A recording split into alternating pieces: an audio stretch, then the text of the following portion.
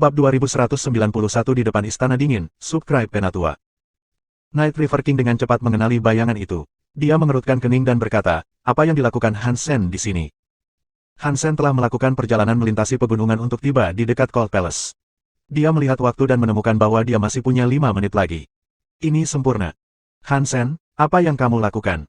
Kamu bukan lagi penjaga Cold Palace. Apakah kamu tidak tahu bahwa tempat ini dibatasi? Night River King berteriak pada Hansen. Hansen tersenyum dan berkata, Night River King, apakah kamu terlalu tua untuk mengingat sesuatu dengan benar? Apakah kamu tidak ingat bahwa aku diberi izin untuk mengakses lokasi manapun di planet Blade? Kamu mengizinkan ini sendiri. Petik 2. Night River King tampak murung pada awalnya, tapi kemudian dia tertawa. Dia menatap Hansen dengan jijik dan berkata, inilah mengapa kamu menginginkan akses ke planet Blade. Tidak apa-apa, jika kamu ingin melihat aku menyerap cahaya bulan, silakan menonton. Tapi jangan salahkan aku karena tidak menyelamatkan kamu saat kamu mati kedinginan karena kamu tidak memiliki akses ke tablet dan perlindungannya. Petik 2. Night River King percaya Hansen pasti memiliki keinginan kematian. Dia hanya seorang Marquise. Bahkan Night River King tidak akan tetap di sana tanpa perlindungan tablet. Jika katak dewa berada agak jauh darinya, Night River King dapat melawan kekuatan dingin yang diciptakannya dengan kekuatannya sendiri. Tapi dia akan menyerap lebih sedikit cahaya bulan dalam prosesnya. Tanpa tablet, katak dewa tidak akan mengizinkannya mendekat. Dan jika dia membuat kodok itu marah, dia kemungkinan besar akan kehilangan nyawanya. Hansen tidak akan lama di sana. Hansen tidak akan tinggal jika katak dewa muncul. Night River King percaya bahwa Hansen akan kabur, tetapi kemudian, Hansen mendekat. Dia sekarang berada di depan rumah batu, berdiri di seberang pintu. Hansen melihat Night River King tersenyum padanya, dan dia berkata, Night River King, kamu sangat aneh. Kamu bisa menjadi raja, tetapi sebaliknya, kamu datang untuk menjaga pintu ini. Petik 2. Tawa Night River King sangat rapuh. Ya, salah satu dari kita bahkan tidak memiliki izin untuk menjaga pintu. Night River King mengangkat kepalanya. Jangan bilang aku belum memperingatkanmu. Ada kurang dari 1 menit untuk pergi sampai katak giok keluar. Jika kamu tidak kabur sekarang, itu akan sangat terlambat bagi kamu pada saat dia muncul. Dan aku tidak akan bisa menyelamatkanmu. Petik 2. Terima kasih banyak telah mengingatkanku, tapi aku akan pergi saat aku menginginkannya, jawab Hansen datar. Night River King bersenandung sendiri dan tidak berbicara. Dia pikir Hansen ada di sana untuk mempermainkannya. Tanpa tablet penjaga, itu hanya masalah waktu sebelum Marquise yang menyebalkan itu menyerah dan pergi. Waktu berlalu, dan kodok giok hampir keluar. Namun meski begitu, Hansen tidak memberikan tanda-tanda ingin meninggalkan daerah tersebut. Apapun yang terjadi selanjutnya, itu pasti akan terjadi. Jika kamu mati, kamu mati. Jika kamu benar-benar berpikir aku akan berusaha untuk menyelamatkan kamu, kamu salah besar. Saat Knife masih ada, aku tidak akan membiarkanmu mati di dekatku, tapi sekarang dia sudah pergi. Senyum Night River King penuh dengan gigi. Ledakan. Pintu rumah batu terbuka, dan embusan udara dingin keluar. Itu hanyut seperti air pasang, membekukan seluruh area di sekitar rumah. Itu mengubah baskom air menjadi danau es. Seekor katak hijau mulai muncul dari gua batu. Air terjun dan sungai dengan cepat juga membeku. Ini pasti makhluk yang didewakan. Bahkan kekuatan yang mengelilinginya sangat kuat. Kekuatan es yang diperintahkannya mengejutkan untuk disaksikan, pikir Night River King dengan kagum. Dia menoleh untuk melihat Hansen. Tidak mungkin Hansen bisa mengusir udara dingin, jadi Night River King berpikir bahwa dia akan dengan cepat beralih ke es. Tetapi ketika dia melihat, dia menemukan Hansen berdiri dengan santai di posisi aslinya. Tubuhnya seperti batu giok, dan dia terlihat normal. Sepertinya dia tidak kedinginan sama sekali. Night River King menatap, dan dia berpikir, apa ini? Meskipun udara beku adalah efek pasif yang dikeluarkan katak, bahkan Duke tidak dapat memblokirnya pada jarak ini. Jika aku tidak membawa tablet penjaga, bahkan aku harus berhati-hati pada jarak ini. Mengapa Hansen tidak kedinginan? Petik 2. Saat Night River King bertanya-tanya tentang hal ini, katak dewa muncul. Mata hijaunya menatap Night River King. Bahkan ketika melihat tablet di tangannya, binatang itu mengabaikannya. Itu memutar kepalanya untuk melihat Hansen. Night River King tertawa. Aku tidak tahu apa yang telah kamu lakukan untuk menjaga tubuh kamu agar tidak membeku, tetapi tablet pelindung adalah kesepakatan antara kodok giok dan rasaku. Tanpa tablet, kodok giok tidak akan tahan jika kamu berada di sini. Dia akan memakanmu. Kamu terlalu sombong untuk datang ke sini, dan kamu sekarang akan membayarnya dengan mati. Petik 2. Kodok giok memandang Hansen di sisi lain pintu, tetapi tidak melakukan apa-apa padanya. Itu hanya berkelok-kelok ke depan ke kolam. Night River King bertanya-tanya, apakah kodok giok tidak membunuh begitu lama sehingga tidak lagi tertarik pada daging. Ketika katak giok berhasil mencapai kolam, 20 atau 30 katak giok kecil keluar dari air. Mereka semua tampak seukuran bola sepak. Mereka juga berkilauan seperti giok. Mereka semua sangat cantik. Ketika katak giok kecil memanjat keluar, mereka melihat Hansen berdiri di dekat pintu. Beberapa dari mereka berlari menuju Hansen. Melihat ini, Night River King sangat senang. Baik. Meskipun kodok giok kecil ini belum mencapai kekuatan dewasanya, jika mereka menyerang Hansen dan dia melawan, dia akan dibunuh oleh kodok giok yang didewakan. Night River King menyeringai melihat prospek itu. Tapi adegan berikutnya membuat Night River King membeku. Kodok giok kecil tidak datang untuk menyerang Hansen. Ketika mereka memanjat di sekitarnya, dia berjongkok dan mulai menepuk kepala mereka. Lalu, dia mengambil dua. Apa-apaan, Night River King tidak bisa berpikir jernih, dan dia mulai terlihat sedingin es itu sendiri. Kodok giok dianggap sangat kejam. Karena Rabat memiliki kesepakatan dengannya, orang-orang dengan tablet penjaga diizinkan berada di dekatnya. Tidak ada yang berani datang ke tempat tinggalnya tanpa tablet. Fakta bahwa katak giok belum memakan Hansen telah mengejutkan Night River King. Tapi aneh melihat Hansen bermain dengan anak-anak makhluk dewa itu. Night River King mulai berpikir bahwa semacam pesona telah ditempatkan padanya. Kodok giok kecil tidak mengikuti. Kodok giok yang didewakan berhenti dan menatap Hansen. Dia berani menyentuh kodok giok kecil. Katak giok dewa pasti akan marah tentang ini, pikir Night River King putus asa. Tapi katak giok dewa hanya mengeluarkan suara. Itu berbalik dan terus naik menuju danau beku. Hansen masih memegang satu katak giok kecil, dan dia mengikuti kerumunan di seberang danau dan menaiki air terjun. Bagaimana, katak dewa membiarkan orang luar duduk di sebelahnya. Night River King membeku, ekspresinya berubah menjadi sangat busuk. Bab 2192 Pertarungan. Hansen berdiri di atas air terjun, menyerap bulan dan kekuatan dingin di samping kodok giok yang lebih kecil. Ketika Night River King melihat ini, wajahnya mengeras. Di dalam, dia berpikir sendiri, ini pasti sudah diatur sebelum Knife pergi atau semacamnya. Itu pasti mengapa dia mengizinkannya menjadi penjaga Cold Palace. Bagaimana Knife bisa memperlakukan orang luar dengan baik tanpa berpikir dua kali untuk jenisnya sendiri, Rabat. Petik 2.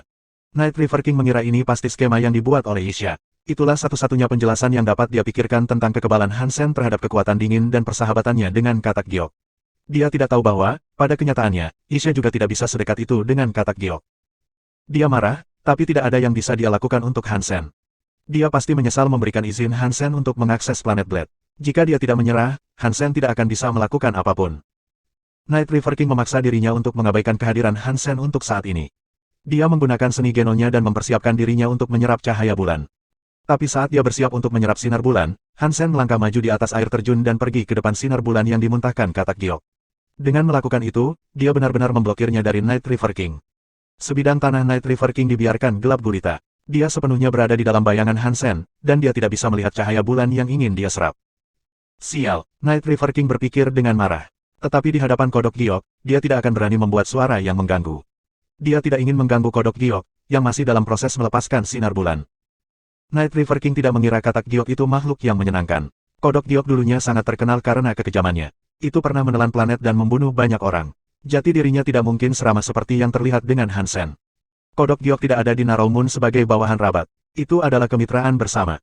Kodok giok harus memuntahkan sinar bulan untuk melatih seni genonya. Narrow Moon memiliki banyak bulan, jadi itu adalah tempat yang tepat untuk berlatih.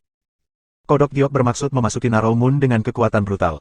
Itu akan memulai perang, dan selama perang itu mungkin akan memadamkan lentera Rabat. Untungnya, Extreme King telah turun tangan. Mereka menghentikan makhluk yang didewakan dan membuat kesepakatan kerja antara katak dan Rabat. Kodok giok diizinkan tinggal di Narrow Moon, dan sementara itu, Rabat akan menjaganya. Rabat akan mengirim satu orang dengan tablet penjaga, dan katak juga akan memungkinkan individu itu untuk menyerap kekuatan cahaya bulan. Dan jika Narrow Moon menghadapi krisis, kodok giok harus ikut campur dan membantu. Selama bertahun-tahun sejak itu, katak giok telah dirawat oleh Rebate. Dan selalu, salah satu Rebate terpilih untuk menyerap cahaya bulan. Itu adalah hal yang damai. Dan raja seperti Night River King, yang sangat tua, masih ingat saat katak giok ingin memaksa masuk ke sistem Narrow Moon. Ketakutan itu terus berlanjut pada masa itu, dan Raja Tua tahu lebih baik daripada mencoba memprovokasi itu. Sekarang Hansen ada di sana, menghalangi cahaya bulan, dan itu melarangnya menyerap kekuatan bulan. Ekspresi masam terukir di wajah Night River King. Dahinya berwarna hijau, dan pembuluh darah di matanya tampak seperti akan pecah. Tidak ada yang bisa dia lakukan juga. Night River King mengertakkan gigi, melihat sekeliling, dan berpikir dalam hati, jika Hansen diizinkan naik ke sana, maka aku harus bisa memilih tempat lain untuk duduk. Baca bab lebih lanjut di vipnovel.com. Night River King ingin pindah ke posisi lain, tetapi dia tidak berani mendekati air terjun. Dia hanya ingin menempatkan dirinya pada sudut yang berbeda untuk menyerap kekuatan cahaya bulan dari area yang tidak terselubung oleh bayangan Hansen. Night River King tidak yakin apakah itu akan berhasil atau tidak. Perjanjian dengan kodok menyatakan bahwa penjaga harus selalu berada di beranda. Jika dia tidak diizinkan pergi ke tempat lain, maka dia tidak punya cara untuk mencegah Hansen menghalangi sinar bulan. Tidak ada satu sinar pun yang bisa menghubunginya, dan dia tidak bisa berlatih. Tapi tentu saja, itu bukanlah sesuatu yang ingin dia biarkan terjadi. Night River King mengumpulkan keberanian yang diperlukan untuk mengambil risiko bergerak. Sambil melihat katak giok, dia mengangkat satu kaki bermaksud untuk meletakkannya di beranda. Tapi saat kakinya terangkat, katak giok di atas air terjun menggerakkan bola matanya dan melihat ke arahnya. Rasa dingin menyelimuti hati Night River King. Dia berhenti, seolah-olah dia telah dilanda membatu. Keringat dingin menutupi alisnya, dan dia tidak berani menyelesaikan gerakannya. Dia menarik kakinya ke belakang. Kodok giok kembali melihat ke langit. Seolah-olah tidak terjadi apa-apa. Mengapa? Mengapa? Bagaimana bisa menjadi seperti ini? Night River King berdiri di tempat, dahinya berkeringat. Wajahnya menjadi pucat, warnanya tidak rata dan ekspresi wajahnya berkerut. Sudah lama berjuang baginya untuk mendapatkan posisi penjaga, tetapi sekarang dia akhirnya mencapai tujuannya, dia tidak dapat melihat sinar bulan yang dimuntahkan katak giok. Dia hanya bisa duduk di sana dengan sia-sia dan menikmati angin sejuk, seperti penjaga keamanan biasa. Hansen, Hansen, aku akan membunuhmu, desis Night River King. Dia menatap ke belakang pria yang berdiri di atas air terjun, dan pembuluh kapiler berdenyut di dahinya. Tentu saja, saat kodok itu masih ada, Night River King hanya bisa tetap di tempatnya. Dia hampir menggeretakkan giginya menjadi debu. Namun, Hansen tidak melirik Night River King sama sekali sepanjang waktu. Dia berdiri di depan sinar bulan, menyerap kekuatan sebanyak yang dia bisa, sendirian. Dia tahu Night River King membencinya, tapi terus kenapa? Jika Hansen menyerah begitu saja tanpa bertarung, itulah yang akan membuat Night River King bahagia. Dan itu hanya akan menghentikan kemajuan Hansen dalam naik level. Umat manusia lahir untuk bersaing. Bahkan sejak setiap individu menjadi sperma di antara miliaran orang lainnya, semuanya adalah perlombaan. Dalam sebuah keluarga, memperebutkan saudara untuk mendapatkan sumber daya adalah hal biasa. Bertarung melawan teman sekelas untuk mendapatkan peluang, atau melawan rekan kerja kamu untuk peluang kemajuan. Memerangi makhluk untuk mendapatkan makanan. Berjuang untuk mendapatkan kesempatan menjadi orang yang akan berevolusi lebih dulu. Jika seseorang menolak untuk berkelahi, mereka tidak akan pernah menjadi lebih baik. Mereka tidak akan pernah mencapai puncak. Jika Hansen takut bertarung, dia tidak akan menempuh jalan yang dia lalui saat ini. Alih-alih datang ke alam semesta Geno, dia akan tinggal di rumah untuk membuat bayi. Siapapun yang menyeberang ke alam semesta Geno, apakah mereka Hansen atau Ning Yue, mereka semua tahu apa yang akan mereka hadapi, pertarungan. Mereka akan melakukan apa saja untuk melanjutkan, dan mundur bukanlah pilihan. Night River King telah memotong sumber daya Hansen. Itu berarti dia telah menghentikan peluang Hansen untuk berkembang. Itu sama buruknya dengan membunuh orang tua Hansen. Dan itu berarti Hansen tidak bisa berdamai dengannya. Saat Hansen menerima item warisan, dia langsung tahu bahwa hanya satu dari mereka yang akan terluka. Night River King berdiri di teras batu, dan dia menatap bayangan yang jatuh dari atas air terjun. Dia ingin membunuh Hansen, tapi dia hanya bisa berdiri dan menonton saat pria itu menyerap kekuatan bulan. Hansen terlihat sangat dingin dan bangga. Dalam benaknya, dia bersumpah bahwa jika ada yang melawannya untuk mendapatkan sumber daya, mereka akan menjadi orang-orang yang tersisa mengunyah debu. Bayangan itu seperti gunung, dan itu membuat Night River King terengah-engah.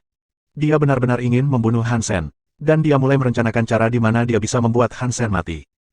Bab 2193 Kau tidak tahu mataku. Cahaya bulan terang, dan Hansen masih berdiri di dekat kodok giok. Dia diam-diam menyerap semua bulan dan kekuatan dingin yang bisa dia tarik. Kodok giok memperlakukannya dengan baik sebagian karena dia ahli dalam praktek Jadeskin. Setelah dia menyerap bulan dan kekuatan dingin, kekuatan dan auranya menjadi lebih dekat dengan katak giok. Itulah mengapa katak giok baik-baik saja dengan dia berada di sana. Tapi tetap saja, itu tidak cukup bagi kodok giok untuk memperlakukannya secara khusus. Kebaikan katak itu sebagian besar karena alasan penting lainnya, Hansen memiliki gelar putra bulan. Kemanapun Hansen pergi, bulan memberinya sinar bulan. Cahaya bulan sangat kuat, dan karena katak giok harus memuntahkan bulan untuk berlatih seni genonya sendiri, kehadiran Hansen menguntungkan mereka semua. Itu bagus untuk katak yang didewakan, dan itu bagus untuk katak yang lebih kecil. Jadi, katak giok dengan senang hati mengizinkan Hansen melakukan apapun yang dia inginkan. Hansen tahu bahwa niat baik katak tergantung pada balasannya. Dia berguna bagi kodok giok, dan itulah mengapa dia diperlakukan dengan baik. Kalau tidak, xenogenik yang didewakan akan memaksanya tetap di beranda. Hansen tidak berpikir dia lebih cantik dari yang lain. Bahkan jika dia tampan, dia tidak berpikir kodok giok tahu bagaimana menentukan kecantikan manusia untuk favoritisme. Hansen baru mengetahuinya setelah duduk dan berpikir dengan baik. Hansen sangat memperhatikan hubungannya dengan katak. Jika tidak, dia tidak akan berani melawan Night River King untuk mendapatkan cahaya bulan, terutama tanpa tablet. Hanya saja kodok giok membutuhkannya, dan Hansen menyadarinya. Kodok tidak akan marah karena dia tidak memiliki tablet penjaga. Saat pantulan bulan berada di atas air, citra Hansen tampak semakin tajam dan jernih. Kekuatan bulan dan kekuatan dingin melayang di dalam Hansen. Mereka membuat gennya diam-diam berevolusi ke tingkat yang lebih baik. 22 jam kemudian, Night River King masih bergerak di teras batu. Tubuh Hansen sepenuhnya menghalangi bulan. Mencoba sekuat tenaga, Night River King tidak dapat menyerap 1 ons pun cahaya bulan itu. Tidak peduli seberapa marah Night River King, yang bisa dia lakukan hanyalah duduk di sana. Dia tidak bisa pergi. Dia harus menunggu sampai katak giok kembali ke Cold Palace. Setelah itu sepenuhnya menghilang melalui pintu, barulah dia bisa pergi.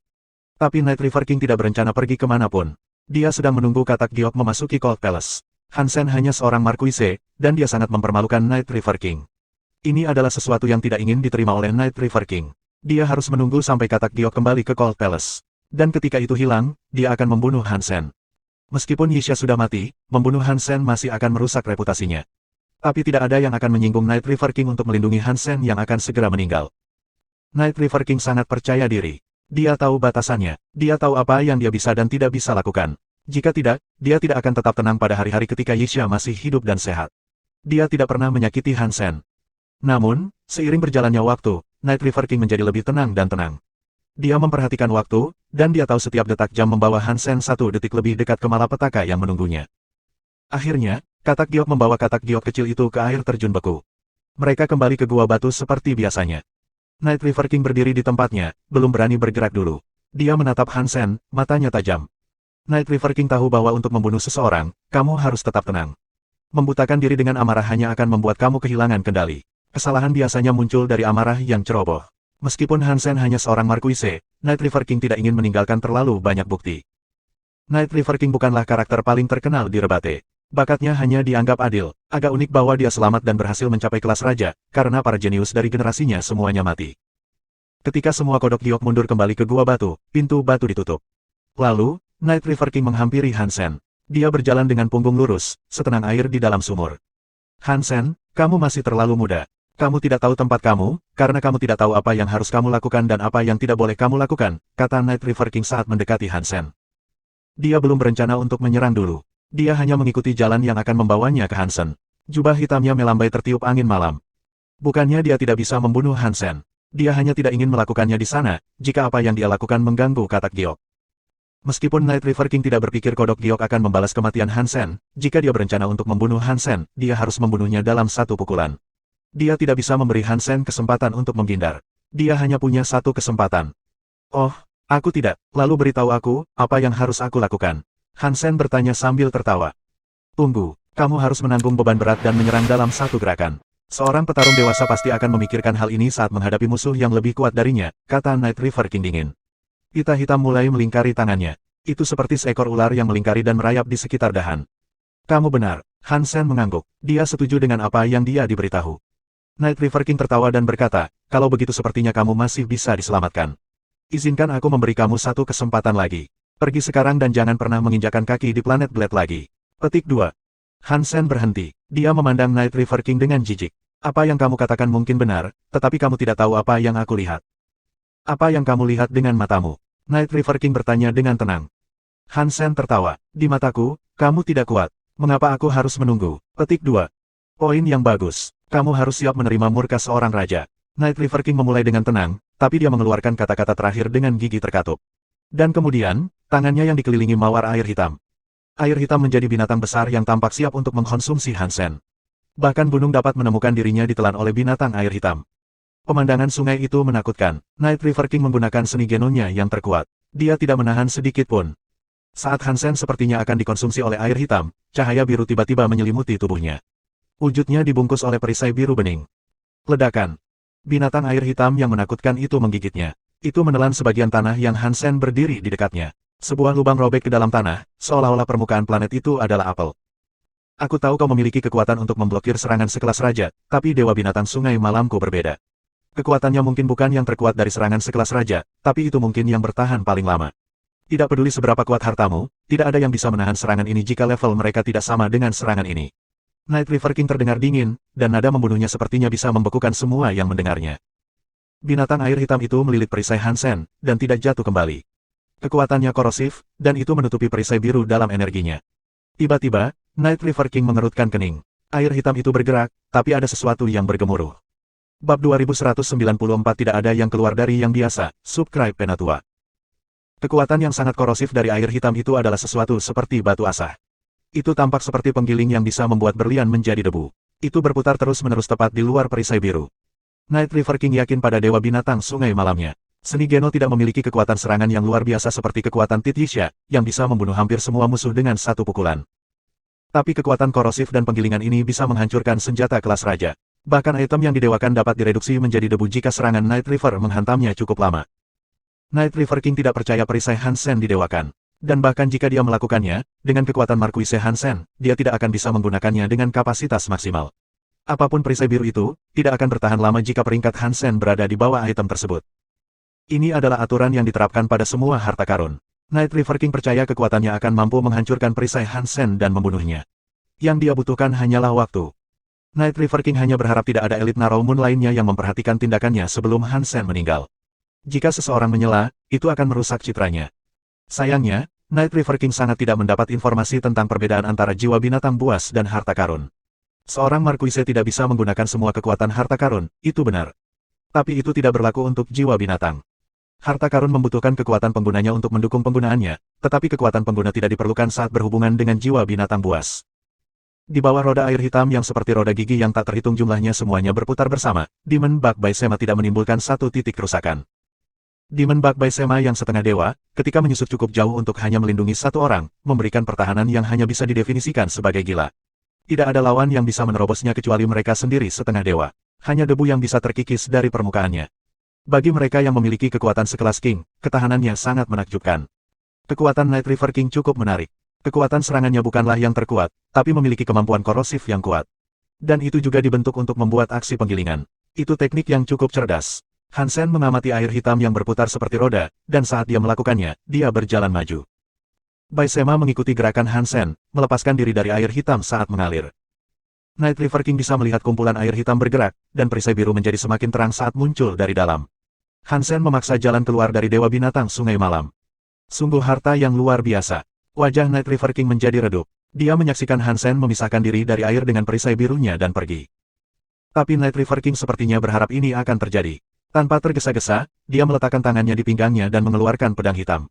Itu bergerigi, dan bentuknya seperti bulan sabit. Dia mengangkatnya dan menebas ke arah Hansen. Pedang bulan sabit yang berputar membawa kekuatan Dewa Binatang Sungai Malam bersamanya, juga, dan itu menuju tepat ke bak iblis Bai Sema Hansen. Kekuatan roda datang melawan permukaan Demon Bug Bai Sema dengan keras, dan percikan api terbang di kontak. Suara melengking keras mengiringi itu. Mari kita lihat seberapa besar kekuatan yang benar-benar bisa kamu tolak, gumam Night River King. Pedang bulan sabit mengirimkan serangkaian tebasan yang tak terputus, dan roda air hitam jatuh ke perisai biru lagi. Hansen mengabaikannya, dia terus berjalan melintasi planet Blade. Night River King sangat percaya diri pada satu titik. Dia akan menghancurkan perisai Hansen sebelum orang lain menyadarinya, dan ketika itu dilakukan, Night River King akan membunuhnya. Dengan begitu, masalahnya akan selesai. Bahkan jika itu tidak dipandang baik, tidak ada yang akan repot-repot mengangkat masalah dengan perbuatan Night River King. Plus, Hansen bukanlah salah satu dari Rabat. Dia orang luar. Jika semua orang tidak setuju dengan fakta ini, maka mereka tidak akan setuju untuk membagi item warisan Yixia di antara mereka sendiri. Tapi kincir air hitam yang terus menghantam perisai biru kecil itu tidak terbukti efektif. Itu seperti roda feri, menggesek air dengan sia-sia. Night River King menciptakan banyak kincir air hitam itu. Banyak kekuatan penghancur sekarang terfokus pada perisai, tapi penampilan perisai biru tidak berubah. Hansen juga tidak terlihat lelah. Seolah-olah dia tidak harus menggunakan kekuatannya sendiri untuk menjaga perisai naik. Mustahil, tidak peduli apa harta karun itu harus memakan kekuatannya. Wajah Night River King terlihat sangat suram. Tapi tetap saja, dia terus menyerang perisai. Dan berusaha sekuat tenaga, sepertinya tidak ada yang berhasil. Banyak kincir air hitam raksasa menghantam perisai, membuat perisai terlihat kecil di bawah massa dan beratnya. Setelah jumlah yang tak terhitung jumlahnya digunakan, perisainya masih ada. Itu tak terduga, karena jumlah kekuatan korosif itu akan mereduksi planet itu sendiri menjadi debu luar angkasa. Tapi perisai itu masih memancarkan cahaya biru yang sama, tidak terhalang dan tidak terluka. Night River King menyebabkan keributan sehingga hanya masalah waktu sebelum Moonwheel King dan yang lainnya menyadarinya. Dan mereka melakukannya. Apa yang dilakukan Night River King? Knife baru saja meninggal, dan dia sudah berusaha untuk membunuh satu-satunya muridnya. Apa yang akan dirasakan murid Night River King sendiri? Moonwheel King tampak muram. Ketika Black Moon King melihat ini, dia sendiri terlihat sangat redup. Kemudian, dia tersenyum dan berkata, Night River King, kamu telah meninggalkan kehormatanmu sendiri dan mencoba membunuh seorang siswa. Tapi lihat dirimu, kamu telah gagal. Kamu benar-benar memalukan. Petik 2. Beberapa Raja Narrow Moon lainnya, menyaksikan situasinya, memandang dengan ekspresi bingung. Mereka semua mengenal baik kekuatan Night River King. Mereka tahu dia bukan yang terkuat, tapi jika dia punya waktu, dia seharusnya bisa menghancurkan senjata kelas raja. Perisai biru Hansen bahkan tidak bergetar di bawah serangan tanpa henti Night River King. Raja belum pernah melihat yang seperti ini. Harta karun apa itu? Apakah ia memiliki pertahanan semacam itu bahkan di tangan Marquise? Semua orang bertanya-tanya. Hansen turun dari permukaan planet Blade. Night River King terus berusaha membunuhnya, tetapi semua usahanya tidak berguna. Dia tidak bisa menghentikan Hansen untuk pergi. Kemarahan dan rasa malu melanda wajah Night River King. Meskipun mengorbankan reputasinya di depan raja lainnya, dia bahkan tidak berhasil mengacak-acak rambut Hansen. Rasa malu membasahi dirinya. Night River King meraung ke langit, dan lebih banyak air hitam naik darinya. Kekuatannya meledak. Bulan sabit bergerigi melintas ke arah Hansen, yang masih bangkit dari planet Blade. Bulan sabit terbang menuju Hansen, membawa kekuatan air hitam di belakangnya. Itu menghantam perisai biru dengan sekuat tenaga. Senjata kelas raja terus berputar melawan perisai biru. Itu membentur keras perisai, mengeluarkan banyak percikan dan suara. Itu menerangi seluruh langit. Planet Blade diambil alih oleh kebisingan dan cahaya, dan semua makhluk melarikan diri sejauh yang mereka bisa. Hanya elit kelas raja yang tinggal untuk menonton. Sekarang, banyak dari mereka melihat percikan api di langit. Para elit menatap pertunjukan cahaya di langit, yang berpusat pada Hansen yang terbungkus perisai birunya. Mata mereka menelusuri garis-garis bulan sabit dengan kekuatan air hitamnya. Mereka berdiri diam lama. Bukankah itu senjata sekelas Night River King's King?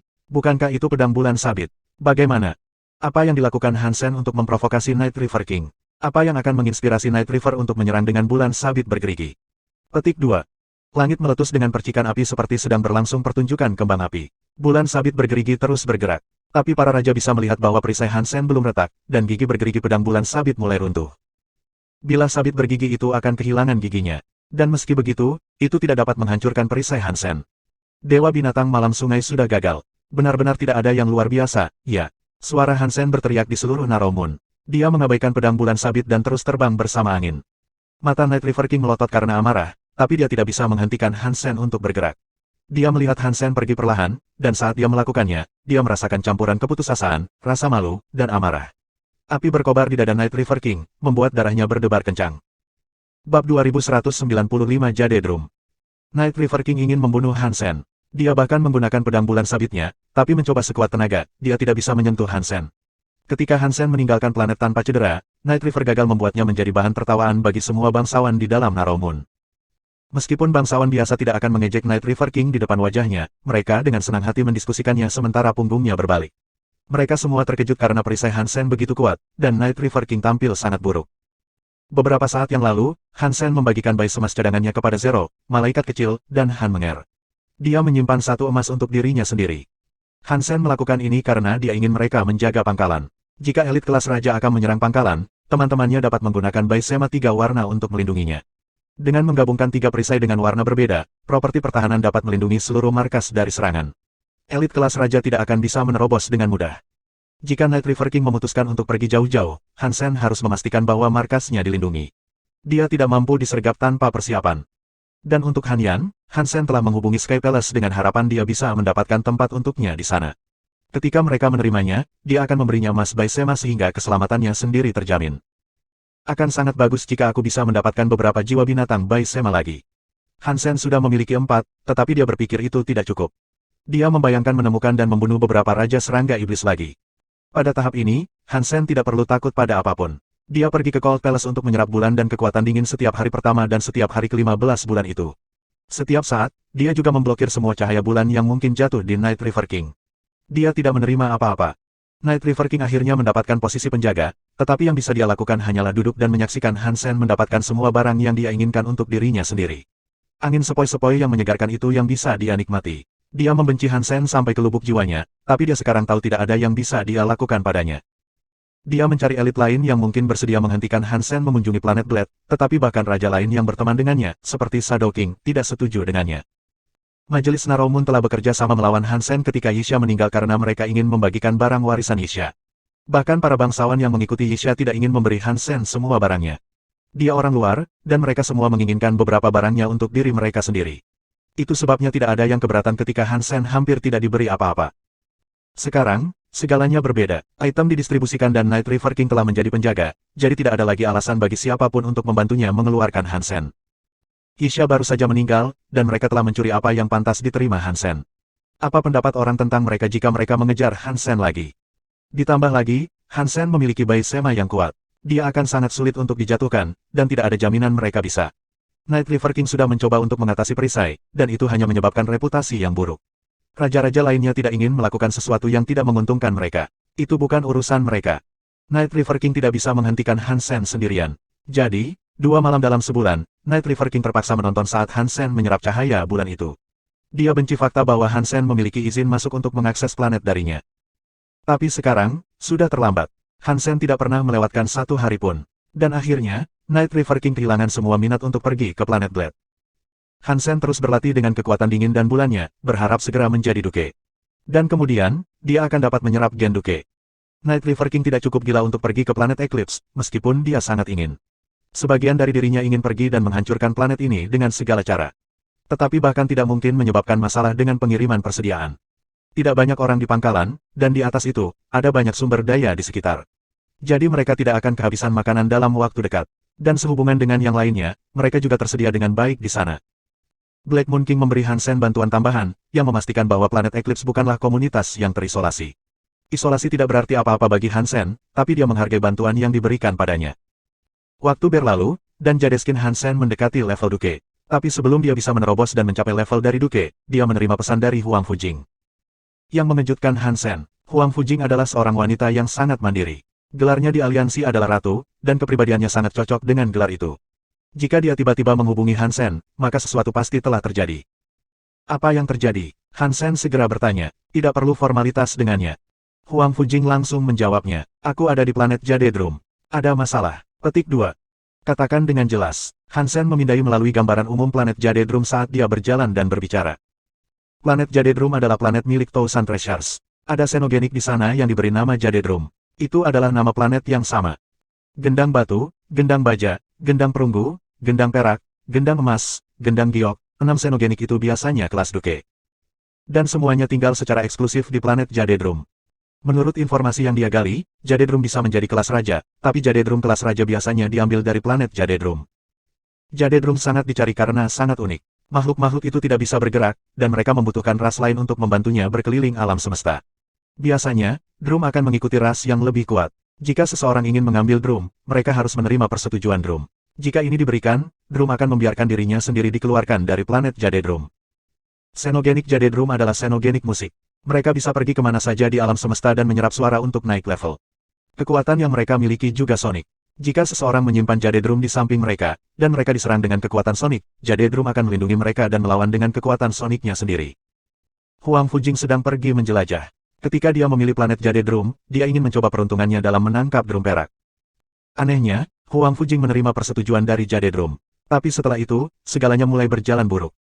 Jade Drums milik Tousan Treasures. Tousan Treasures menyimpan makhluk-makhluk itu di sana sebagai harta gratis. Siapapun yang membeli tiket dari Tousan Treasures dapat pergi ke planet Jade Drum dan menemukan drum yang mungkin ingin menerimanya. Sejauh bagaimana seseorang mencari drum dan mendapatkan persetujuan mereka, Tousan Treasures tidak peduli. Mereka hanya akan mendaftarkan drum yang dibawa pergi. Huang Fujing hanyalah seorang Earl, tetapi dia telah mendapatkan persetujuan dari Jade Drum. Tousan Treasures mungkin masih mengizinkannya mengambilnya, tetapi jika dia mendaftarkannya, semua orang akan mengetahui bahwa seorang Earl telah mengambil Jade Drum. Dia akan aman di planet Jade Drum, tetapi banyak orang akan berusaha mengambilnya darinya jika dia pergi. Jadi, Huang Fujing belum mendaftarkannya. Sebagai gantinya, dia menelepon Han Sen. Bab 2196 suara. Saat dia berbicara dengan Huang Fujing, Han Sen melihat rute dan memperkirakan waktu tempuh yang dibutuhkannya untuk sampai ke sana.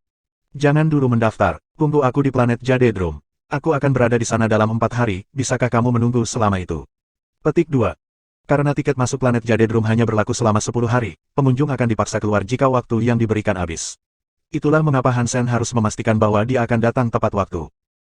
Ya, aku masih memenuhi syarat untuk berada di sini selama 6 hari lagi, jawab Huang Fujing.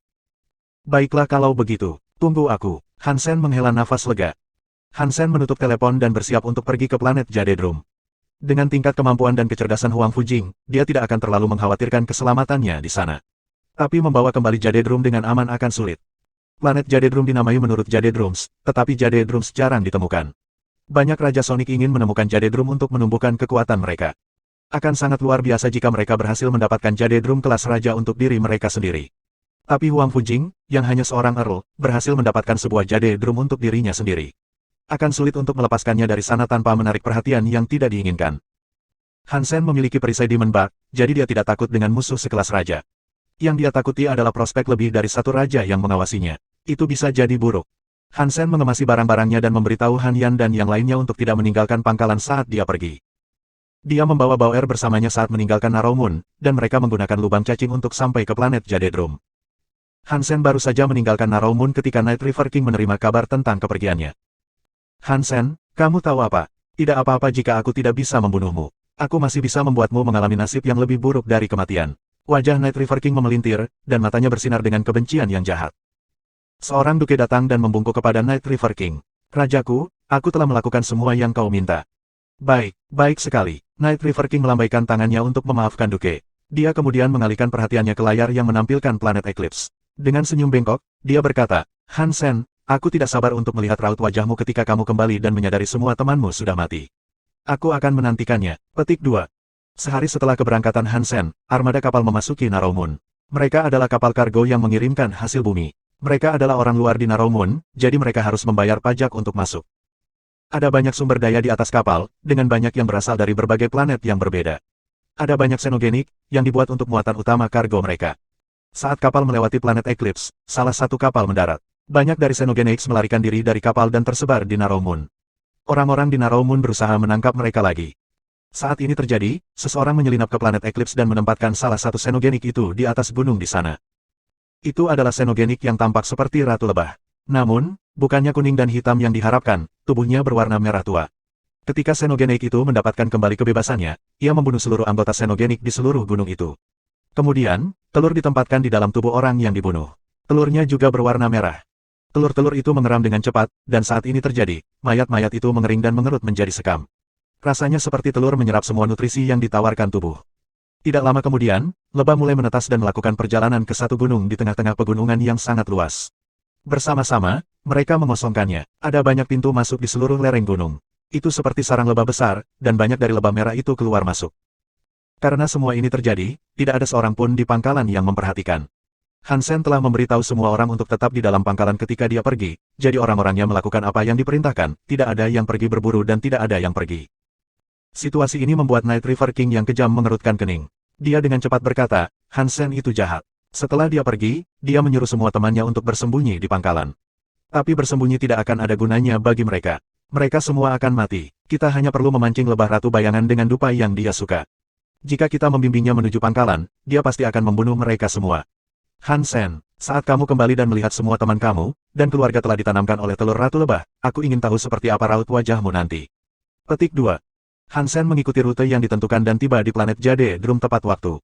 4 hari bukanlah waktu yang lama, tetapi bagi Han Sen, penundaan itu cukup mengkhawatirkan. Dia takut ratu dan Jade Drum mungkin telah ditemukan pada saat ini. Untungnya, semua yang dia takuti belum terjadi. Dia membayar uang tunai kepada Thousand Tracer, lalu memasuki planet Jade Drum. Saat terbang di atas planet Jade Drum, planet itu tampak tertutup oleh pegunungan abu-abu. Tidak ada kehidupan yang terlihat. Tidak ada pedesaan, dan tidak ada xenogenik. Tapi itu hanya permukaan planet. Di dalam gunung besar di planet Jade Drum, ada banyak ranjau. Drum Xenogenix tinggal di sana. Untuk mencarinya, orang harus menjelajahi tambang dan menggali. Tingkat makhluk yang mereka temukan, bagaimanapun, ditentukan oleh kombinasi keberuntungan dan kemampuan mereka sendiri. Bahkan elit kelas raja mungkin hanya dapat menemukan drum perunggu tingkat rendah atau drum perak. Jade Drum sangat langka, tingkat penemuan mereka seringkali di bawah 1 per tahun. Han Sen menggunakan ponselnya untuk menelepon ratu, tetapi panggilan itu tidak berhasil. Dia telah mematikan komunikatornya, dan itu membuat Han Sen mengerutkan kening. Sebelum memasuki planet Jade Drum, dia telah berbicara dengan Queen. Tapi sekarang, ponselnya tidak berfungsi. Ini menunjukkan kepadanya bahwa sesuatu pasti telah terjadi. Untungnya, Han Sen sudah tahu lokasi terakhirnya. Jadi, dia memanggil Red Cloud-nya dan pergi tepat untuknya bersama Bauer. Di dalam gunung tertentu di planet Jade Drum, ada Marquisetaurus yang memegangi senjata harta karun yang aneh. Dia tampak seperti pembunuh. Dia menatap Huang Fujing dan tertawa. Aku baru saja datang ke sini untuk mencari Jade Drum dan melihat apakah aku bisa mencurinya. Terima kasih kepada kamu, aku telah menemukannya di sini. Berikan padaku, dan aku akan membiarkanmu pergi dari sini hidup-hidup. Petik 2. Huang Fujing tidak bergerak, dan dia dengan tenang menatap ke arah Marquisetaurus. Dia bingung, tidak yakin bagaimana dia tahu dia berhasil menemukan Jade Drum. Ketika Huang Fujing berbicara dengan Han Sen, mereka menggunakan bahasa manusia mereka. Itu sangat berbeda dari bahasa umum di alam semesta Geno. Bahkan jika mereka didengar, seharusnya tidak ada yang bisa memahami apa yang mereka katakan. Taurus perlahan mendekatinya. Dia menyeringai bangga dan berkata, kamu pasti berpikir aneh kalau aku mengerti bahasamu. Tapi menurut aku itu adalah hal paling alami di alam semesta, karena aku mempelajari suara. Tidak ada suara yang bisa keluar dari telingaku. Itu adalah kekuatan yang memungkinkan aku untuk memahami bahasa apapun yang aku dengar, bahkan jika aku belum pernah mendengarnya sebelumnya. Tidak ada yang kamu katakan bisa lepas dari telinga aku. Bab 2197 Killer Queen, Subscribe Penatua. Di mana Jade Drum? Berikan padaku, dan aku akan mengizinkanmu untuk hidup. Taurus mulai mendekati Huang Fujing, mengangkat senjatanya yang menyeramkan untuk menunjukkannya dengan mengancam. Senjata itu terlihat sangat aneh. Itu kira-kira berbentuk pedang besar, tapi bagian belakang pedang besar memiliki celah persegi panjang. Di dalam slot itu, ada sesuatu yang terlihat seperti tali. Huang Fujing tidak memberikan jawaban, jadi Taurus Marquise memandangnya dengan kejam. Dia melepaskan serangan ke arahnya. Pukulan itu kuat, tali di celah itu bergerak dan mengeluarkan suara yang tajam. Huang Fujing berhasil mengelak. Dia segera mengalir ke gerakan Heavenly Go dan Phoenix-nya, yang terakhir dia pelajari dari Hansen. Tepat ketika dia hendak menghindari serangan pedang itu, dia tiba-tiba menyadari bahwa serangan Sonic akan datang untuknya, juga. Itu menghantamnya, dan itu membuat tubuhnya bergetar. Otaknya terasa seperti ditusuk dengan sejumlah jarum berduri. Kaca. Disorientasi tersebut memungkinkan pedang tersebut mengenai tubuh Huang Fujing, dan pukulan itu membuatnya terbang menjauh. Darah mengalir di belakangnya di udara. Untungnya, Huang Fujing luar biasa mampu melakukan manuver mengelak. Dia juga memiliki kemauan yang kuat, jadi setelah serangan Sonic itu, dia segera kembali untuk menghindar. Jika dia tidak melakukan ini, lengannya akan dipotong. Jika kamu tidak ingin aku memotong anggota tubuhmu satu persatu, berikan aku Jade Drum. Mata Taurus Marquise tampak terbakar. Keempat kakinya berlari menuju Huang Fujing, dan lengannya mengangkat pedang besar di atas kepalanya. Dan kemudian, bayangan binatang merah muncul di belakangnya. Itu meraung saat pedang besar itu bergerak. Dan saat ini terjadi, kekuatan Sonic melonjak dengan marah ke otaknya. Huang Fujing menyeka darah dari wajahnya dan menyelinap kembali ke gerakan Heavenly Go untuk menghindari musuhnya. Bes. Huang Fujing merasa seolah otaknya ditusuk oleh pisau. Itu hampir membuatnya lumpuh. Tetap saja, dia berhasil menghindari serangan itu dan menghindari pukulan. Taurus Marquise melihat Huang Fujing menghindari pedang besarnya, dan dia mengerutkan kening. Dia tampak lebih marah dari sebelumnya. Setelah itu tidak berguna. Dia menggonggong. Dengan pedang Sonicku, kamu tidak akan hidup. Satu-satunya harapanmu adalah memberiku Jade Drum. Petik 2. Setelah itu, pedang besar itu datang mengayunkan Huang Fujing dengan lebih cepat. Suara yang dipancarkan oleh senar semakin keras dan keras. Ekspresi Huang Fujing tidak berubah sama sekali. Dia dengan tenang memandang ke Taurus Marquise, dan kemudian tubuhnya mulai berubah. Huang Fujing memiliki persenjataan Geno, yang datang setelah di awalnya mendapatkan baju besi Geno. Sama seperti Dongsuan Sutra Hansen, itu memberinya seluruh set baju besi. Persenjataan Geno emas menutupi seluruh tubuhnya. Meskipun itu hanya satu set Earl, itu masih sangat kuat. Itu tidak lebih lemah dari armor yang dimiliki oleh Earl paling atas. Tapi itu bukanlah hal yang paling menakutkan tentangnya. Kekuatan aneh mulai muncul di dalam baju besi emas. Itu mengubah tubuh aslinya. Cahaya emas mulai bersinar dari armornya, dan armor itu sendiri mulai terlihat seperti baja merah. Dia tampak seperti baru saja muncul dari genangan lahar. Tidak ada panas yang keluar darinya, dan kekuatan yang tumbuh tetap terkandung oleh armor. Itu membuatnya bersinar emas. Dong! Greatsword menebas, tapi kali ini, Huang Fujing tidak mengelak. Dia mengangkat lengannya dan meraih pisau yang jatuh. Kekuatan tebasan itu dihentikan oleh tangan Huang Fujing. Bilahnya terhenti, dan meskipun kekuatan yang digunakan Taurus, bilahnya menolak untuk turun lebih jauh. Tangan yang terlihat seperti emas bersinar, dan percikan api menyembur keluar dari titik kontak. Taurus menatap dengan mata lebar. Dia tidak percaya Earl berhasil memblokir pedangnya. Dia sangat marah sehingga dia tidak bisa menahan untuk tidak mengaum. Saat dia memegang pedang besarnya, dia mulai menggunakan lebih banyak kekuatan dalam upaya untuk mendorongnya ke bawah. Mata Huang Fujing bersinar, dan cahaya emas memancar dengan kuat dari wujudnya. Tangannya yang lain seperti pedang, dan itu datang ke tubuhnya untuk menebas pedang besar yang menyerang. Pang!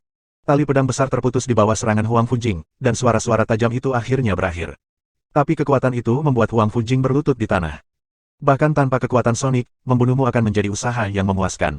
Suara Taurus bergemuruh, ototnya menggembung, dan bayangannya tampak geram. Greatsword datang menebas setengahnya niling Huang Fujing. Bahkan saat pedang besar itu menyerang dirinya, Huang Fujing tetap tenang. Dan kemudian, dia pindah. Dia mengabaikan serangan yang datang dari pedang besar itu saat tinju emasnya meninju ke arah Taurus. Taurus Marquise terlihat kesal, tapi dia tetap rakus. Dia hanya membidik tangannya. Dia belum ingin membunuhnya. Bagaimanapun, dia membutuhkannya untuk menemukan Jade Drum untuknya. Saat pedang besar itu akan mengenai Huang Fujing, tubuhnya tiba-tiba menghilang. Dia berteleportasi di belakangnya, dan tinjunya didorong ke belakang kepalanya. Pang! Tinju yang terang benderang itu menghantam bagian belakang kepala Taurus seperti palu. Itu menembus perlindungannya dan merusak helmnya. Sang Taurus terkejut sekaligus marah, jadi dia buru-buru mengayunkan pedangnya ke belakang. Tapi Greatsword tidak menemukan target. Itu tidak bisa menyentuhnya, karena tubuhnya teleport ke sisi kirinya. Sebuah kaki yang kuat terayun ke lehernya dengan keganasan dan kecepatan seekor kucing pemburu. Kaca. Kaki yang bercahaya itu seperti kapak saat maju untuk memukul lehernya. Kakinya mematahkan pelindung lehernya dan mengeluarkan darah dari dagingnya. Huang Fujing tidak berhenti. Dia muncul di sekelilingnya, menyerang seperti mesin pembunuh. Dia menyerangnya dengan tinju, jari, siku, kaki, dan lutut. Dia meninggalkan Taurus dengan banyak luka. Armornya terus hancur dengan setiap pukulan. Taurus Marquise tampak sama terkejutnya dengan beruang bodoh.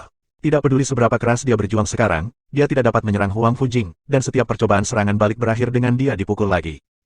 Taurus berlumuran darahnya sendiri. Kemarahan, ketakutan, dan keputusasaan tergambar di seluruh wajahnya. Itu membuatnya berteriak kesakitan. Ledakan.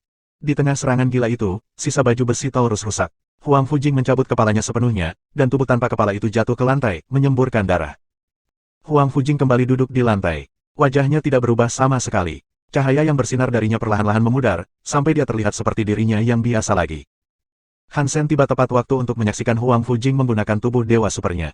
Penampilannya benar-benar membuatnya terkesan. Tubuh Dewa Super Killer Queen itu nyata. Kemampuan teleportasi tak terbatas akan lebih dari cukup untuk membawanya melalui alam semesta ini. Petik 2. Bab 2198 Menggali Gendang Giok. Ini adalah pertama kalinya Han Sen bisa melihat tubuh Dewa Super Huang Fujing dari dekat. Meskipun levelnya rendah, keterampilan teleportasinya masih jauh lebih baik daripada Break Space Flash miliknya. Break Space Flash hanya membiarkannya bergerak dalam garis langsung. Tampaknya kemampuan teleportasi Huang Fujing tidak memiliki batasan seperti itu. Dia bisa muncul di lokasi manapun yang dia inginkan. Dan saat dia menggunakan serangan seni genonya, kekuatannya berteleportasi bersama mereka. Itu cukup sakit. Untungnya, level Huang Fujing masih rendah. Rentang teleportasi cukup rendah. Jika mereka lebih besar, itu akan menjadi sesuatu yang cukup menakutkan. Itu adalah Marquise dari ras yang lebih rendah. Ini bukan masalah besar, kata Huang Fujing sederhana. Jika seseorang mengatakan itu, mereka akan membual. Tapi Huang Fujing bersungguh-sungguh dengan apa yang dia katakan. Han Sen hanya mengangkat bahu tanpa berbicara. Seperti yang dikatakan Huang Fujing, itu adalah musuh dari ras yang lebih rendah, jadi pertarungannya tidak terlalu serius. Huang Fujing berbalik dan diam-diam membimbing Han Sen dan Bauer ke tambang tempat dia menemukan Jade Drum. Karena dia tidak ingin Jade Drum ditemukan, dia tidak membawanya bersamanya. Dia menyimpannya dengan aman di tambang tempat dia pertama kali menemukannya. Han Sen mengikutinya ke tambang dan segera melihat salah satu drum legendaris. Tapi bukan Jade Drum yang bertemu dengan matanya lebih dulu. Itu adalah drum baja yang menonjol dari batu. Panjangnya sekitar 1 kaki. Itu hitam seperti baja, dan itu tampak seperti drum yang akan kamu gantung di pinggang kamu. Seorang pencari harus menggali drum baja dari batu dan kemudian memukulnya. Jika drum mengeluarkan suara saat dipukul, itu pertanda orang tersebut telah mendapatkan persetujuannya. Kemudian mereka bisa membawa drum itu dari planet Jade Drum bersama mereka. Tetapi setiap tiket hanya memberi pengunjung hak untuk membawa satu makhluk keluar bersama mereka. Jadi, tidak peduli berapa banyak drum yang ditemukan seseorang, mereka hanya dapat mengambil satu drum saja. Baca bab selanjutnya di vipnovel.com. Drum baja cukup umum di planet Jade Drum, jadi tidak perlu menghabiskan waktu untuk menemukannya. Dan karena itu, tidak banyak orang yang benar-benar mencarinya. Han Sen mengikuti Huang Fujing menuruni terowongan tambang yang sangat rumit dan berliku. Tapi yang mereka lihat di sepanjang jalan adalah steel drums. Mereka bahkan tidak melihat satupun drum perunggu. Sepertinya itu adalah poros tambang yang sangat besar yang didedikasikan khusus untuk steel drums. Biasanya, steel drum jarang memiliki drum perunggu atau drum perak di sekitarnya secara umum. Bahkan ada sedikit kesempatan untuk menemukan drum yang lebih langka. Huang Fujing menemukan sebuah Jade Drum di sana adalah kebetulan. Mereka telah berjalan menyusuri terowongan tambang yang rumit itu selama lebih dari sehari ketika mereka akhirnya menemukan tempat yang dia bicarakan. Ada banyak steel drum di sepanjang jalan menuju tempat itu, dan mereka jarang melihat drum perunggu. Tampaknya mereka tidak akan menemukan Jade Drum di sana, tapi memang ada Jade Drum di batu itu. Drum itu tampak putih, dan permukaannya transparan. Itu adalah hal yang sangat indah untuk dilihat. Huang Fujing memukul drum dengan lembut, dan itu merespon dengan suara yang menggelegar. Bagi Han Sen, suara itu seperti ledakan yang terjadi di dalam kepalanya. Dan itulah yang dihasilkannya ketika dia hanya mengetuknya sedikit. Jika semua kekuatannya terpicu, itu kemungkinan akan membuat Dukes mengeluarkan banyak darah. Jika mereka bisa menaikkan levelnya ke kelas Raja, itu bisa menjadi lebih kuat. Namun, menaikkan level Jade Drum ke kelas King bukanlah hal yang mudah. Dengan kekuatan Huang Fujing, dia masih akan sangat bergantung pada kekuatan Jade Drum saat menjelajah. Kenapa kamu tidak menggalinya? Han Sen bertanya. Batuan di sekitarnya terlalu keras. Aku menghabiskan beberapa waktu untuk mencoba menggalinya lebih awal, tetapi aku tidak membuat kemajuan apapun, Huang Fujing mengakui. Han Sen melihat bebatuan di sekitar drum telah terkorosi oleh Jade Drum. Pelarutnya tampak seperti tinta. Han Sen menekan tangannya ke batu, tetapi dia hanya bisa mengumpulkan dan mengeluarkan sedikit. Memang sangat sulit. Han Sen mencabut Ghosted Knife, dan dia menggali drum dari batu dalam hitungan menit. Dia mencoba mengetuk drum sendiri, tetapi tidak berhasil. Jadi, dia tidak ragu untuk memberikannya pada ratu. Hansen berencana untuk meninggalkan planet ini bersama ratu saat itu juga. Tapi tiba-tiba, rasa ingin tahu terpancar dari mata Bauer. Dia melompat dari bahu Hansen dan pergi ke jalur tertentu. Dia berteriak dari balik bahunya ke Hansen, "Ayah, ayo, pergi ke sini." Petik 2. Bauer, apa yang kamu temukan? Dengan rasa ingin tahu, Hansen mengejarnya. Huang Fujing, sambil membawa jade drum, mengikuti Hansen. Bauer masih memimpin, dan dia akhirnya mencapai celah dan merangkak ke dalamnya. Celah itu sangat kecil bahkan Bauer pun kesulitan masuk ke dalamnya. Hansen dan Ratu harus menekan tulang mereka agar pas dan menggeliat. Beberapa saat kemudian, Bauer berteriak dan melompat ke arah batu. "Ayah, gali di sini." Bauer menunjuk ke dinding batu. Ada steel drums di sekitar, jadi sepertinya tidak akan ada sesuatu yang bagus di sekitarnya. Tapi tetap saja, Hansen mempercayai Bauer. Jadi, dia mengeluarkan Ghosted Knife-nya lagi dan mulai meretas batu hitam. Di bawah ujung pisau cukur Ghosted Knife, batu itu seperti tahu. Permukaan tembok terlepas dengan cepat, tetapi kemajuannya segera melambat sedikit. Dan semakin jauh dia pergi, semakin sulit untuk menggali. Batu itu segera berubah dari warna baja menjadi berbagai warna giok. Akhirnya, dia mencapai permukaan kristal hitam. Menjadi sangat sulit untuk digali sehingga dia mulai berkeringat dengan usahanya. Setelah menggali 7 meter, dia masih belum menemukan apapun. Tapi kemudian tiba-tiba, ada suara denting dari pisaunya yang mengenai kristal. Pisau itu mengenai sesuatu, dan tidak bisa menggali lebih jauh. Hansen memotong batu di sekelilingnya, dan tak lama kemudian, dia menemukan jade drum putih di dalam dinding yang sedang dia kerjakan. Sebuah jade drum. Hansen bersuka cita, dia mengayunkan Ghosted Knife lebih cepat untuk membuka drum sepenuhnya. Setelah Hansen menggalinya, dia mencium Bauer dan berkata, "Bauer, kamu adalah putri yang baik." Jika dia memiliki jade drum untuk berlatih, sekarang ada kemungkinan Hansen bisa menjadi raja. Itu seperti dia membawa petarung kelas raja bersamanya. Itu adalah sesuatu yang sangat luar biasa. Bauer berkedip dan melihat ke permukaan gunung yang rusak. Dia menunjuknya dan berbicara lagi. "Ayah, teruslah menggali. Ada lebih banyak jade drums." Hansen terkejut. Dia mengikuti petunjuk Bauer dan terus menggali. Biasanya, tidak boleh ada lebih dari satu jade drum di dalam satu tambang. Itu mirip dengan cara satu daerah jarang memiliki dua predator. Meskipun tambangnya besar, sudah ada 2 jade drums di sana. Tampaknya sangat tidak mungkin ada yang ketiga di sekitar. Tapi Bauer pasti punya alasannya untuk ingin melanjutkan, jadi Hansen terus melanjutkan. Batu di sana bahkan lebih keras dari yang mereka lalui sebelumnya.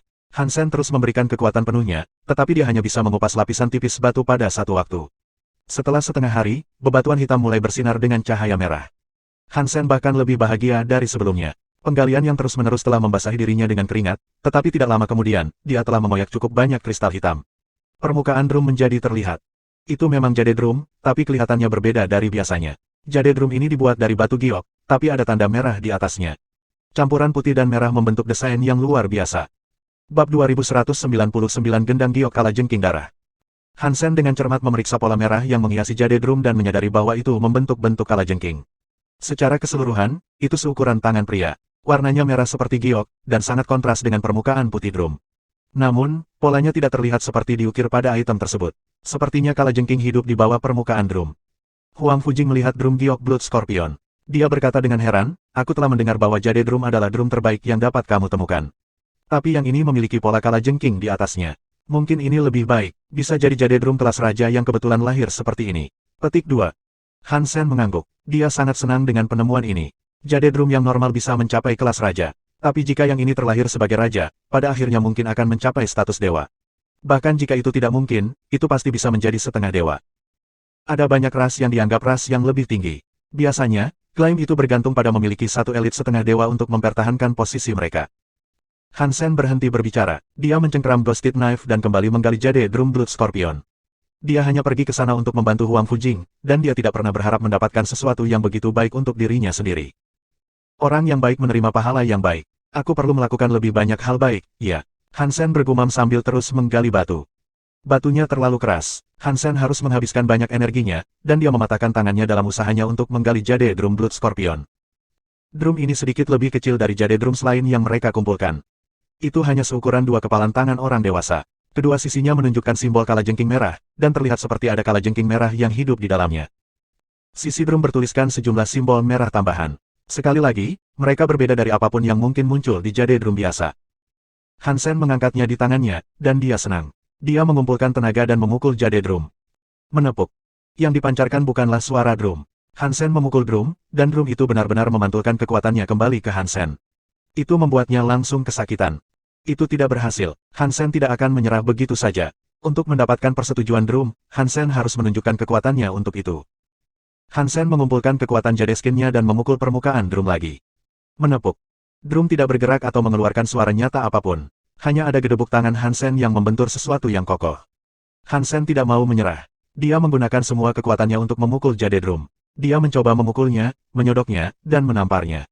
Tapi Jade Drum itu sepertinya dibungkam. Itu tidak akan berhasil untuknya, tidak peduli apa yang dia coba. Sekarang Hansen merasa tertekan. Jika dia ingin membawa kembali Jade Drum, dia harus mendapatkan persetujuannya. Jika dia tidak mendapatkan persetujuannya, Tousan Tracer tidak akan membiarkan dia mengambilnya. Pang!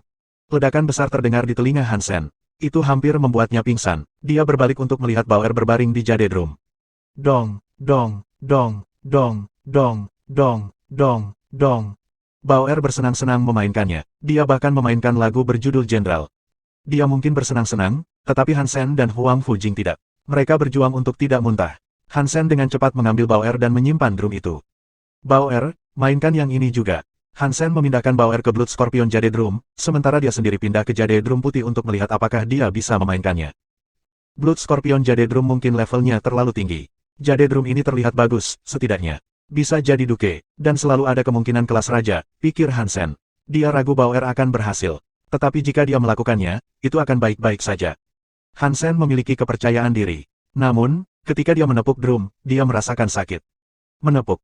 Setelah suara kecil itu, Jade Drum putih tidak bersuara lagi. Dia mengumpulkan lebih banyak kekuatan, dan dia terus memukulnya. Dan meskipun dia terus berdebar-debar, Jade Drum putih tidak mengeluarkan suara apapun untuknya, apapun yang dia lakukan. Hansen dibiarkan memegangi Jade Drum dengan perasaan depresi. Kemudian, dia berpikir, Bauer memainkan lagu umum. Apakah mengklaim drum mengharuskan kamu menggunakan kekuatan sonik? Petik 2. Teori membuatnya penasaran. Dia mencoba mengingat lagu tertentu, dan kemudian dia menggunakan tinjunya seperti palu dan mengikuti melodi lagu itu saat dia memukul drum. Dong, dong, dong, dong, dong, dong. Dia mengulangi Jenderal, yang dimainkan Bauer sebelumnya, tetapi tidak dengan kualitas yang sama. Hansen memainkannya dengan sangat buruk sehingga tangannya akhirnya menjadi bengkak. Tapi sekali lagi, Jade Drum putih tidak mengeluarkan suara tambahan. Semua yang terdengar hanyalah hentakan tinjunya. Apakah aku memiliki ritme yang buruk? Tidak mungkin aku tidak bisa mendapatkan persetujuannya. Terutama karena ini adalah keberuntungan aku membicarakannya. Biarkan aku mencoba lagu lain. Hansen dengan cepat mencoba lagu lain. Dan kemudian, dia memfokuskan semua kekuatannya kembali ke tinjunya. Dong, dong, dong, dong. Suara pukulan baja terdengar. Setelah mencoba beberapa kali lagi, tangan Hansen terasa seperti hampir putus. Jika itu terjadi, dia akan dinonaktifkan. Hansen menggosok tinjunya karena depresi berat. Tapi tiba-tiba, dia mendengar suara drum. Saat suara itu menggulung tubuhnya, rasanya seolah-olah batang baja telah didorong ke bawah melalui bagian atas kepalanya dan keluar dari lubang pantatnya. Pang! Hansen jatuh ke tanah, batuk darah. Kepalanya berdengung seolah ada sesuatu yang menggilingnya. Semua organnya rusak. Tubuhnya lebih kuat dari naga murni, tapi bahkan dia tidak tahan dengan kekuatan suara drum itu. Huang Fujing tidak jauh lebih baik. Darah mengalir melewati bibirnya membentuk jejak tipis. Bauer kaget, dan dia segera melepaskan Jade Drum yang dipegangnya. Dia mendekati Hansen dan memegangi kepalanya. Dia berteriak padanya. Dia baru saja secara acak memukul Blood Scorpion Jade Drum karena dia bosan. Dia tidak pernah mengira itu akan melukai Hansen dan Huang Fujing. Bauer, apa kamu mencoba membunuh ayahmu? Hansen menarik dirinya dari tanah dengan rasa sakit yang luar biasa di kepalanya. Dia tidak bisa berpikir jernih. Maaf, ayah, aku hanya memukulnya secara acak. Bauer berkata dengan polos. Untungnya, seranganmu ringan. Jika kamu menggunakan lebih banyak kekuatan, kami akan mati sekarang, kata Hansen, sambil mengambil Huang Fujing. Untung luka mereka tidak berlangsung lama. Mereka pulih dengan seni geno mereka, tetapi mereka telah menyadari betapa menakutkannya Blood Scorpion Jade Drum itu. Aku akan membawa kalian kembali sekarang, lalu kembali ke sini sendiri. Pasti ada cara agar aku bisa membuat keributan dengan benda ini. Hansen mengulurkan tangannya dan menunjuk ke Blood Scorpion Jade Drum. Hansen memanggil menara takdirnya dari Laut Jiwa dan mencoba meletakkan drum di sana untuk penyelidikan di masa mendatang.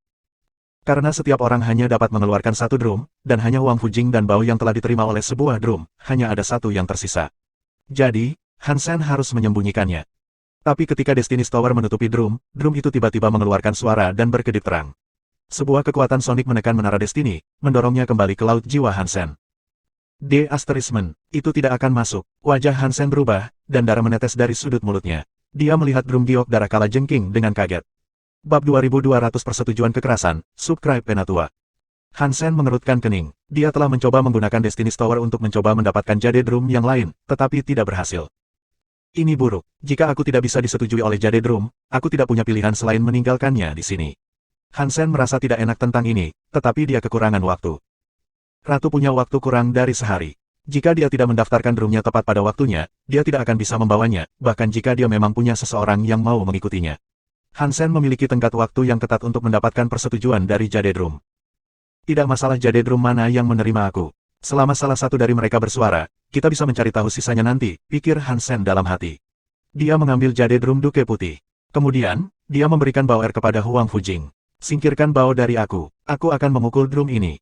Jika berhasil, aku tidak ingin menyakiti kamu berdua. Petik 2. Huang Fujing mengangguk. Lalu, dia membawa Bauer menuju pintu keluar. Saat Huang Fujing pergi, Hansen mengeluarkan Demon Bug by Sema miliknya.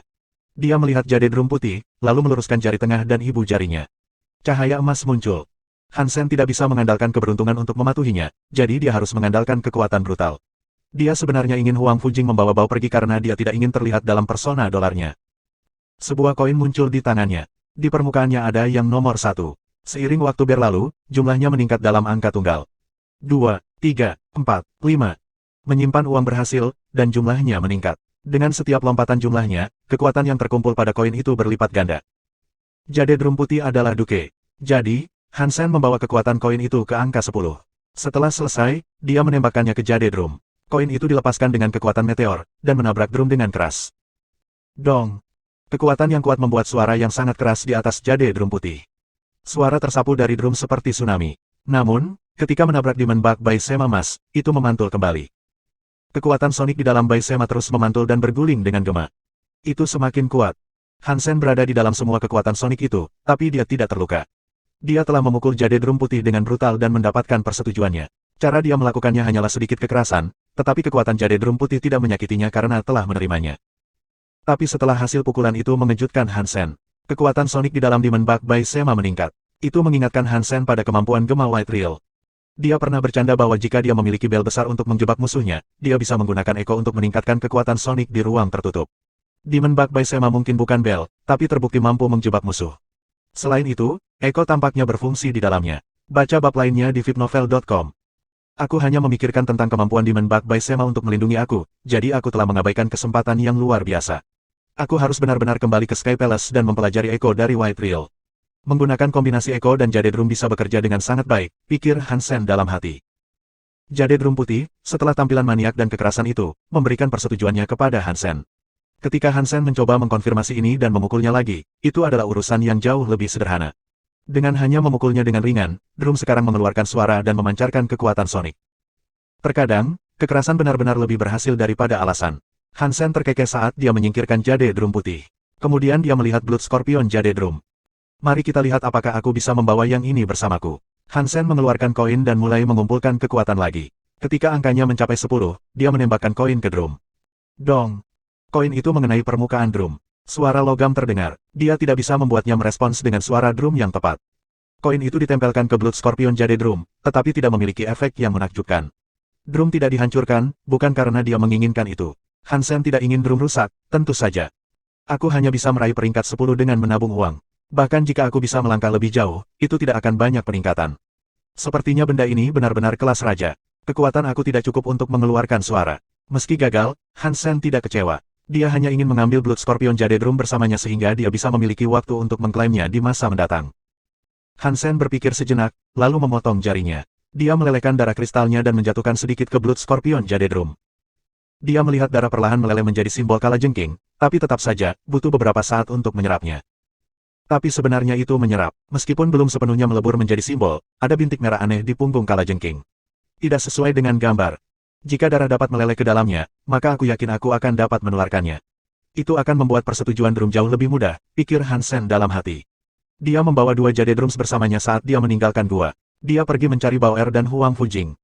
Sekarang setelah Hansen mendapatkan persetujuan dari Jade Drum Putih, mereka bertiga masing-masing dapat mengambil drum dan pergi. Setelah Hansen menemukan mereka, mereka semua menuju pangkalan Thousand Tracer yang terletak di planet ini. Dia ingin pergi dengan Jade Drum secepat dia bisa. Hansen tahu bahwa sangat jarang ada 3 orang yang tampil dengan Jade Drum sekaligus, dan itu membuatnya yakin bahwa perjalanan pulang tidak akan aman. Hansen tidak takut pada masalah, tentu saja. Jika dia takut, dia tidak akan datang sejak awal. Tapi ini bukan sembarang masalah. Ini berpotensi menjadi masalah besar. 3 Jade Drum mungkin akan menarik banyak elit yang berlatih Sonic untuk mengejar mereka. Setiap musuh yang mulai memburu mereka harus ditangani. Di pangkalan planet Jade Drum, seorang Raja Gana setengah humanoid dan setengah ular sedang mendaftarkan klaimnya atas sebuah Gold Drum. Semua elit yang berdiri di sekitar tampak cemburu pada Raja Gana, yang mendaftarkan Gold Drum yang sangat didambakan. Namun, Raja Gana tidak senang dengan hadiahnya. Bahkan, dia terlihat agak murung. Targetnya adalah Jade Drum, tetapi setelah 10 hari mencari, dia hanya berhasil menemukan Gold Drum. Bukan itu yang dia inginkan, dan itu membuatnya sakit. Seorang pria cantik dengan sayap kupu-kupu berjalan di depan Gana dan tertawa. Stephen, aku melihat bahwa kamu menemukan Gold Drum. Sonic Butterfly King, bukankah kamu baru saja mendapatkan Gold Drum juga? Stephen memandang Gold Drum-nya dan tersenyum. Sonic Butterfly King menghela nafas dan berkata, planet ini masih memiliki Jade Drum, tapi terlalu banyak orang yang menggalinya. Mereka diambil lebih cepat daripada saat mereka dilahirkan. Mereka tidak mudah ditemukan lagi. Terima kasih sudah subscribe Penatua.